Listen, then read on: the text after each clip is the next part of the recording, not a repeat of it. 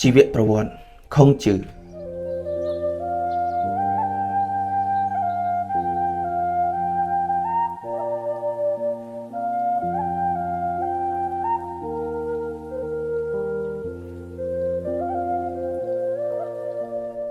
ខុងជឺគឺជាទេសនវិទូ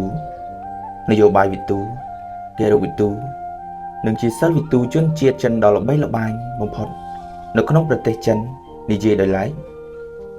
និងនៅក្នុងពិភពលោកនិយាយជារួមការចាប់កំណើត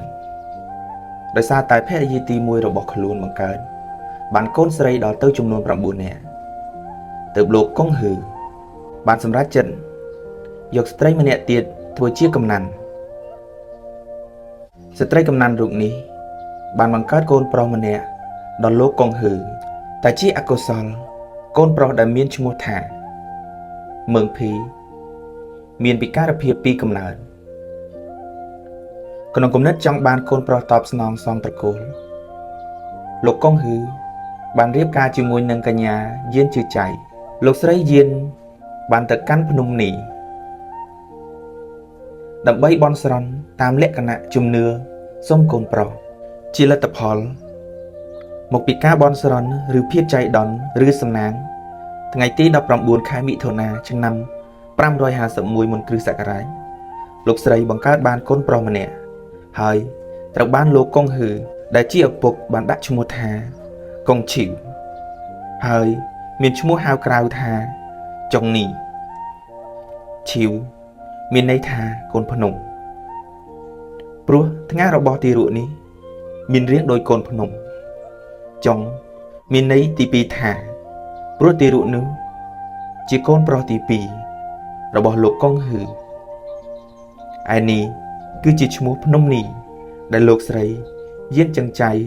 តែងទៅបន់ស្រន់នាពេលទារកនោះចាប់កំណើតទារកម្នាក់នេះក្រោយមកត្រូវបានគេហៅថាកុងជឺជឺ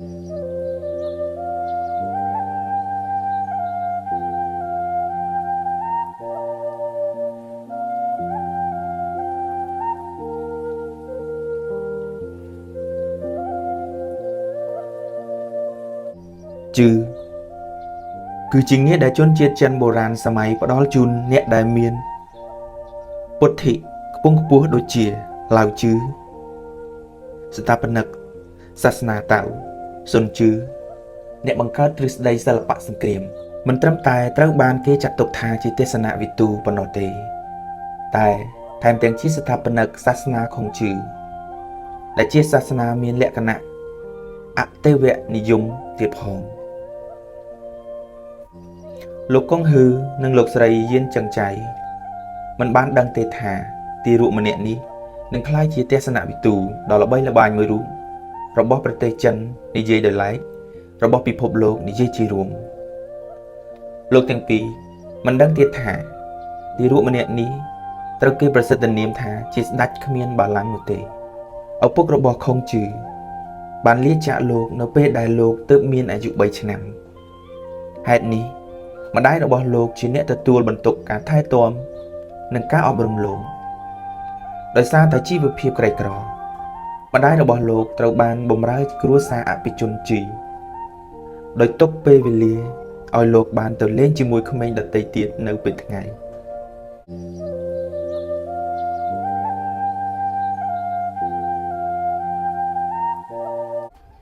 ហើយនៅពេលយប់គាត់បានចាប់បង្រៀនកូនពីសៀវភៅទំនៀមទម្លាប់និងទូទាយតាមក្បួនបុរាណកុមារខុងជឺចូលចិត្តទៅព្រះវិហាររបស់ស្ដេចចៅដើម្បីទៅមើលការគោរពបូជាបែបសាសនាការនេះបានជំរុញចិត្តឲ្យខុងជឺចាប់ផ្ដើមធ្វើត្រាប់តាមលំនាំសាសនាដោយគោរពពេងពិសិននិងនាំក្មេងៗពីរបៀបសែនព្រេនតាមទំនៀមទម្លាប់បុរាណបើទោះជាស្ថិតនៅក្នុងភាពក្រីក្រយ៉ាងណាក៏ដោយក៏ម្ដាយរបស់ខុងជឺបានសួរឲ្យកូនបានទទួលការសិក្សាអក្សរសាស្ត្រតន្ត្រីនិងការបាញ់ព្រួយគួរបញ្ជាក់ផងដែរថានៅក្នុងសម័យកាលនោះក្មេងដែលទទួលបានការសិក្សាគឺមានតែក្មេងមកពីត្រកូលអភិជននិងស្ដេចតែប៉ុណ្ណោះព្រោះថា ត្រូវជួលគ្រូមកបង្រៀនដោយផ្ទាល់នៅក្នុងផ្ទះរបស់ខ្លួនជាមួយគ្នានេះផងដែរឯកសារទាំងអស់ត្រូវបានកត់ត្រានៅក្នុងផ្ទាំងឫស្សីអ្នកដែលមានពុទ្ធិនិពន្ធឯកសារនោះមានតិចក្នុងពេលដែលគេផលិតឯកសារត្រូវចំណាយពេលយ៉ាងច្រើនខុងជឺគឺជាបុគ្គលដែលជំនះក្នុងការសិក្សារៀនសូត្រលោកបានសិក្សាពីម្ដាយរបស់លោកនិងសិក្សាពីមជ្ឈដ្ឋានជុំវិញនឹងអ្នកដទៃលោកបានអះអាងថានៅក្នុងចំណោមមនុស្សដទៃ3នាក់ទៀតមានម្នាក់ជាគ្រូរបស់ខ្ញុំនឹងរៀនពីចំណុចខ្សោយរបស់គេហើយស្វ័យរីគុណលុះបានអាយុ12ឆ្នាំខុងជឺបានជួយឃ្វាជាមដើម្បីសម្រាលដល់ការងាររបស់ម្ដាយក្នុងឋានៈជាអ្នកកងវាជាមខុងជឺបានសន្យាថាអ្វីដែលខ្ញុំត្រូវបំពេញគឺចិញ្ចឹមនិងថែទាំសត្វជាមឲ្យមានសុខភាពល្អនិងមានកម្លាំងមាំមួនអាយុបាន15ឆ្នាំខុងជឺបានយកចិត្តទុកដាក់កាន់តែខ្លាំងលើការសិក្សាដែលលោកតែងតែចាត់ទុកពេលនោះថាជាពេលដែលការចាប់ផ្ដើមអភិវឌ្ឍពុទ្ធិរបស់ខ្លួនចាប់ផ្ដើមចេញពីស្វ័យសិក្សាលោកបានក្លាយទៅជាអ្នកទូមានអ្នកដទៃពីរបៀបសិក្សានិងការស្រាវជ្រាវលោកជាបុគ្គលម្នាក់ដែលតែងតែយល់ថាការសិក្សាស្រាវជ្រាវគឺជាមូលដ្ឋានដ៏រឹងមាំតែមួយគត់ក្នុងកិច្ចការអភិវឌ្ឍខ្លួនគ្រួសារនិងសង្គមជាតិស្ថិតនៅក្នុងស្ថានភាពក្រីក្រនិងមានជំងឺធ្ងន់ធ្ងរម្ដាយរបស់ខុងជឺបានលាចាកលោកនៅពេលដែលលោកទើបតែមានអាយុ17ឆ្នាំក្រោយពេលបញ្ចុះសពម្ដាយលោកបានកាន់ទុក្ខអស់រយៈពេល3ឆ្នាំមានឯកសារជាច្រើនដែលបានបញ្ជាក់ថាខុងជឺគឺជាក្មេងដែលបានគោរពម្ដាយរបស់ខ្លួនយ៉ាងខ្លាំងអ្វីដែលលោកហាមមិនឲ្យធ្វើលោកពុំហ៊ានធ្វើនោះឡើយបើទោះជាគេបង្ខំឬវាយដំចង់សម្លាប់ក៏ដោយ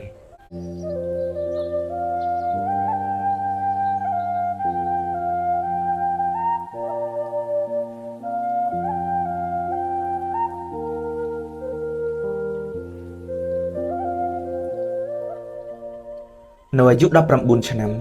ខុងជឺបានរៀបអាពាហ៍ពិពាហ៍ជាមួយកញ្ញាជីគំមកពីនគរសឹមហើយមួយឆ្នាំក្រោយមកប្រពន្ធរបស់លោកបានសម្រាលបុត្រមួយបានឈ្មោះថាខុងលី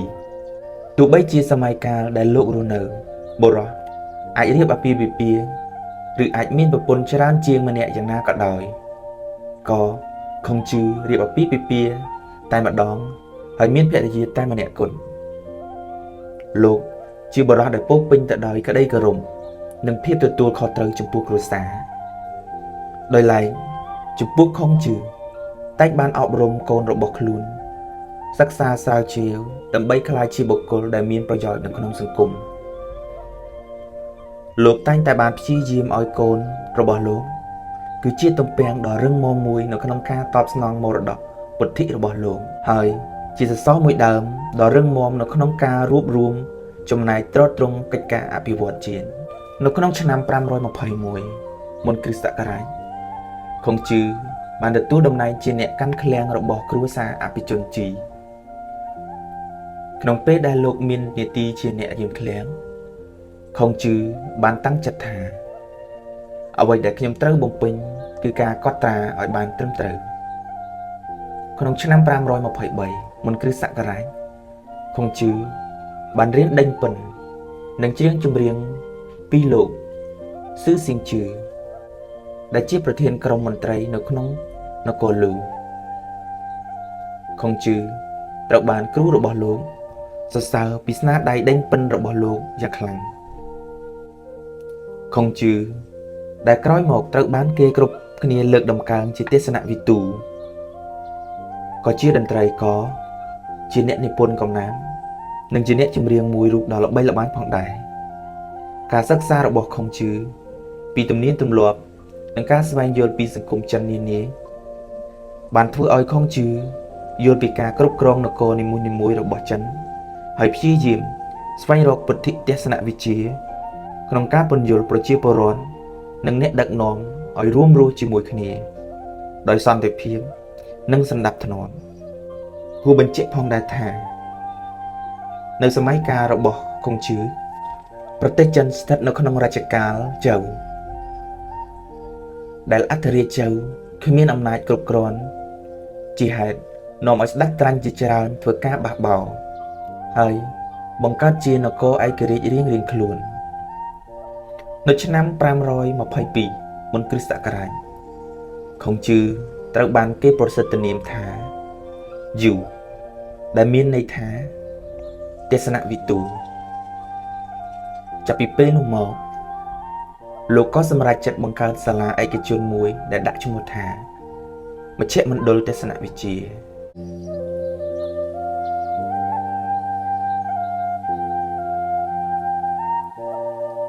មជ្ឈមណ្ឌលទេសនវិជ្ជានេះទទួលសិស្សឲ្យចូលសិក្សាដោយមិនប្រកាន់វណ្ណៈឬឋានៈនោះឡើយអ្នកដែលចូលសិក្សាមុនត្រូវបានគេហៅថាសាច់ច្បងរីឯអ្នកដែលសិក្សាក្រោយត្រូវបានគេហៅថាសិស្សប្អូនតាមរយៈសាលានេះគេទៅនាមរបស់ខុងជឺចាប់ផ្ដើមល្បីសុះសាយនៅគ្រប់ទីកន្លែងនៅក្នុងប្រទេសចិនគួរបញ្ជាក់ផងដែរថាមិនខុសពីព្រះពុទ្ធដែលមានបរិវារគេជាសិស្សដំបូងខុងជឺមានសាវកដ៏ល្បីល្បាញចំនួន10រូបគឺ1. យានហួយជាមនុស្សនគរលូមានអាយុតិចជាងខុងជឺ30ឆ្នាំមានជីវភាពក្រីក្រប៉ុន្តែគាត់ជាមនុស្សដែលប្រកបទៅដោយសិលធម៌ទោះបីនៅក្នុងស្ថានភាពក្រីក្រក៏ដោយក៏យានហួយខិតខំព្យាយាមរៀនសូត្រលោកជាសិស្សវៃឆ្លាតមួយរូបដែលខុងជឺផ្ដល់ងារថាអ្នកស្ដាប់មួយចេះ10ខុងជឺចូលចិត្តស្រឡាញ់យានហួយហើយបានចាត់ទុកលោកដូចជាកូនបង្កើតរបស់ខ្លួន 2. ជឹងស៊ីងឬជឺអ៊ីជាកូនរបស់ជឹងទៀនជាមនុស្សនៅនគរលូឪពុកកូនគេទាំងពីរសុទ្ធតែជាសិស្សរបស់ខុងជឺមានអាយុតិចជាងខុងជឺ46ឆ្នាំលោកជាមនុស្សមិនរហ័សរហួនប៉ុន្តែចេះពិចារណាពីកំហុសខ្លួនឯងក្នុងមួយថ្ងៃ3ដងហើយក៏ជាកូនកតញ្ញូដែរលោកបាននិពន្ធសៀវភៅមួយក្បាលដែលមានចំណងជើងថាជឹងជឺ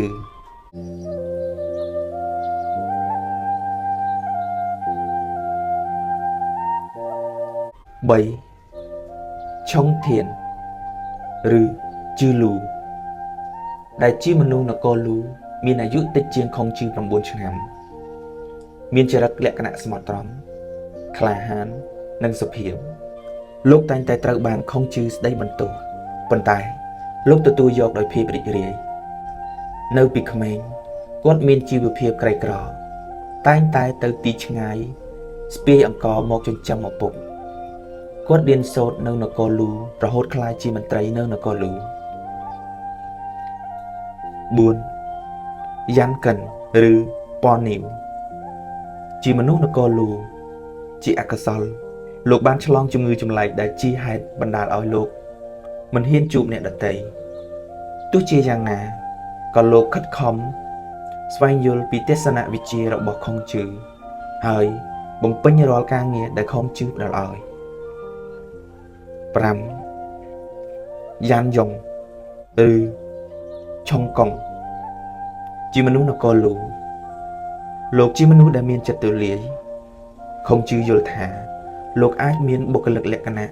អាចធ្វើជាមន្ត្រីធំបានដោយសារឪពុករបស់លោកមានចរិតមិនល្អទើបបានជាគេយកបញ្ហានេះមកវាយប្រហារលោកខុងជឺបានស្ដីបន្ទោសថាគោមួយក្បាលដែលមិនល្អក៏អាចកើតកូនដែលមានកម្លាំងមាំមួនបានដែរមានន័យថាឪពុកមានកំហុសមិនប្រកាសថាកូនមិនល្អនោះទេ 6. ទួនមុខឈើឬជឺកុងជាមនុស្សនគរវួយមានអាយុតិចជាងខុងជឺ31ឆ្នាំលោកមានថ្មីមាត់នៅក្នុងការនិយាយលោកធ្លាប់ទៅនគរអ៊ូធ្វើការឃោសនា ឲ្យនគរអ៊ូប្រឆាំងនឹងនគរឈីតែបានការពារនគរលូលោកក៏ពូកែធ្វើចំនួនមានជីវភាពទូធាចំពោះថ្វីមាត់របស់លោកពេលខ្លះខុងជឺក៏មានការប្រុងប្រយ័ត្នផងដែរមានម្ដងខុងជឺសួរគាត់ថាអ្នកនឹងយានហួយប្រៀបធៀបគ្នាអ្នកយល់យ៉ាងម៉េចដែរជឺកុងឆ្លើយដោយអោនលំទោនថាខ្ញុំមិនដេចនឹងហ៊ានប្រៀបធៀបជាមួយនឹងយានហួយគាត់ស្ដាប់មួយយល់ដល់10ខ្ញុំស្ដាប់មួយយល់បានតែ2 7ភូសានឬជឺសៀជាមនុស្សនគរវួយមានអាយុតិចជាងខុងជឺ44ឆ្នាំគាត់ពូកែខាងអក្សរសាស្ត្រនិងកំណាព្យពេលខុងជឺចែកឋានទៅលោកបានបន្តផ្សព្វផ្សាយពីទស្សនវិជ្ជានយោបាយរបស់ខុងជឺដោយសារតែកូនលោកបានស្លាប់មុនទើបលោកយំក្រៀមក្រំយ៉ាងខ្លាំងរហូតធ្វើឲ្យពិការភ្នែកទាំងសងខាង 8. យានយេងឬជឺយ៉ាវជាមនុស្សនគរអ៊ូមានអាយុតិចជាងខុងជឺ45ឆ្នាំលោកនឹងជឺសៀដូចគ្នាសុទ្ធតែពូកែខាងអក្សរសាស្ត្រនិងលោកធ្លាប់ធ្វើមន្ត្រីនៅនគរលូផងដែរ 9. ចាយអ៊ូឬជឺអ៊ូឬចាយអ៊ីជាមនុស្សនគរលូលោកនឹងជឿស៊ីដូចគ្នាសុទ្ធតែពូកែខាងថ្វីមាន់មានម្ដងលោកកេងត្រមុកត្រូវបានខុងជឺស្ដីបន្ទោសថាឈើពុកមិនអាចកែច្នៃហើយលោកក៏ធ្លាប់ធ្វើជាមន្ត្រីនៅនគរឈីផងដែរ10កុងយេឆានឬជឺឆានជាមនុស្សនគរឈីមានអ្នកខ្លះថាជាមនុស្សនគរលូលោកធ្លាប់ជាប់គុកនយោបាយខុងជឺបានអនុញ្ញាតឲ្យកូនស្រីរបស់ខ្លួនរៀបការជាមួយនឹងលោកទៀតផងនៅក្នុងការបង្រៀនខុងជឺបានអះអាងថាវិធីនៃការរៀនមាន3យ៉ាងគឺ 1. រៀនតាមរយៈការពិចារណាគឺជាវិធីមួយដ៏ប្រសើរ 2. រៀនតាមរយៈការធ្វើត្រាប់តាមគឺជាវិធីដ៏ងាយ 3. រៀនតាមបទពិសោធន៍គឺជាវិធីដ៏លំបាកនៅក្នុងការបង្រៀនខុងជឺតែងតែចាត់ទុកខ្លួនឯងជាអ្នកចម្លងខ្លឹមសារវប្បធម៌និងប្រវត្តិសាស្ត្រចិនដល់អ្នកជំនាន់ក្រោយតាមរយៈការអះអាងរបស់លោកថាមិនត្រូវមើលរំលងប្រពៃណីមិនត្រូវស្ដាប់តាមការទូន្មានប្រឆាំងនឹងប្រពៃណីនិងមិនត្រូវធ្វើទង្វើល្មើសនឹងប្រពៃណីយ៉ាងណាក៏ដោយក៏លោកជាអ្នកបង្កើតថ្មីនៃវប្បធម៌ចិនដោយបដិសេធប្រពៃណីបុរាណដូចជាការលុបបំបាត់ជំនឿទេវនិយម